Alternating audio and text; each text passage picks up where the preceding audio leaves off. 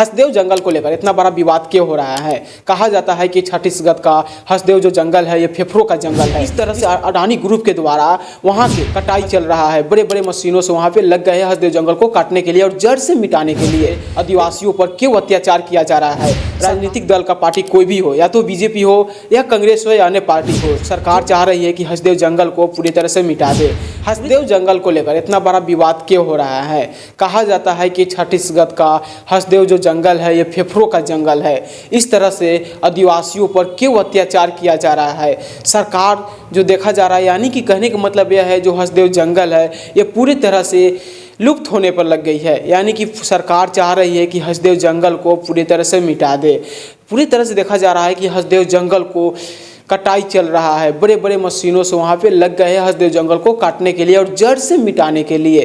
देखा जा रहा है कि राजनीतिक दल का पार्टी कोई भी हो, या तो बीजेपी हो या कांग्रेस हो या अन्य पार्टी हो, जो भी वहाँ पे सरकार बनता है, इस तरह से पहले कहा जाता था कि जो छत्तीसगढ़ में पहले सरकार होती थी कांग्रेस की थी, अब बन गई है वहाँ पे बीजेपी की सरकार। फिर भी देखा जा रहा है कि 21 दिसंबर से इस तरह से अडानी ग्रुप के द्वारा वहाँ के हसदेव जंगल को, पेड़ों को इस तरह से कटाई किया जा रहा है कि वहाँ के आदिवासियों को और वहाँ के जंगल में रहने वाले जानवरों और पक्षियों को जो मशीन से काटा जा रहा है, आवाज़ के सुरों से वहाँ पे रहा नहीं जा रहा है, क्योंकि बड़े बड़े पेड़ों को इस तरह से काट दिया जा रहा है, बेरहमी से कत्ल किया जा रहा है कि वहाँ के जानवर वहाँ से भाग रहे हैं। छत्तीसगढ़ के हसदेव जंगल में बड़े बड़े हाथियों रहते हैं, वहाँ पे हाथी भी पाए जाते हैं, बड़ी संख्या में देखा जाता है कि बहुत सारे पक्षियाँ भी है।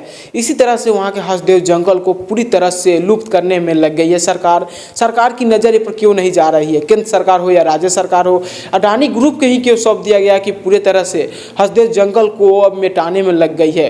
पूरी तरह से वहाँ पे पेड़ को कटाई किया जा रहा है और आदिवासी लोग दिन पे दिन वहाँ पे धरना, पर फिर भी क्यों नहीं कोई सरकार एक बार उनके कानों में चुभर सुनाई दे रहा है। क्योंकि देखा जा रहा है कि हसदेव जंगल को दिन पे दिन पूरी तरह से लुप्त करने में लग गई है। बड़े बड़े मशीनों को अडानी ग्रुप के द्वारा काटा जा रहा है। इस तरह से जो अगर पेड़ों को काटा जा रहा है, इससे पहले आदिवासी लोगों ने कई बार धरना दिए, अभी भी धरना दिए हुए हैं और दिन रात अपना बराबर कर दिए है कि इस हसदेव जंगल को इस तरह से कटाई न करे, सरकार इस पर रोक लगाए। हम लोगों से भी एक विचार कर ले, या तो हमसे एक बार पूछ लेते। वहाँ के जितने भी लोग हैं छत्तीसगढ़ के आदिवासी लोगों का यह कहना है कि हमसे एक बार भी इस पे विचार नहीं किया गया है, राय नहीं लिया गया है और अडानी ग्रुप को सौंप दिया गया है।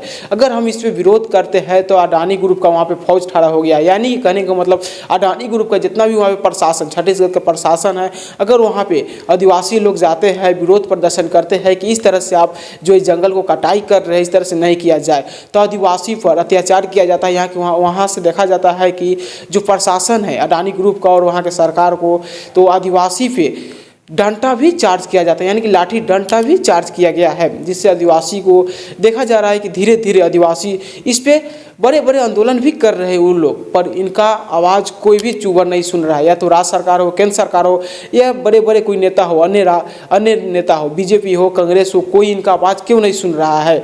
जो आज देखा जा रहा है कि हमारे देश में इससे पहले देखा गया था कि कोविड में ऐसा हालत बन गया था लोगों के कि सांस लेने में लोगों की मौत हो जाती थी। कहने का मतलब जब उस वक्त ऑक्सीजन सही नहीं मिलता था तो ऑक्सीजन लेने के लिए लोगों को मौत हो गया। कितने लोगों ने ऑक्सीजन सही से ना ले पाए तो उन लोगों का मौत हो गया।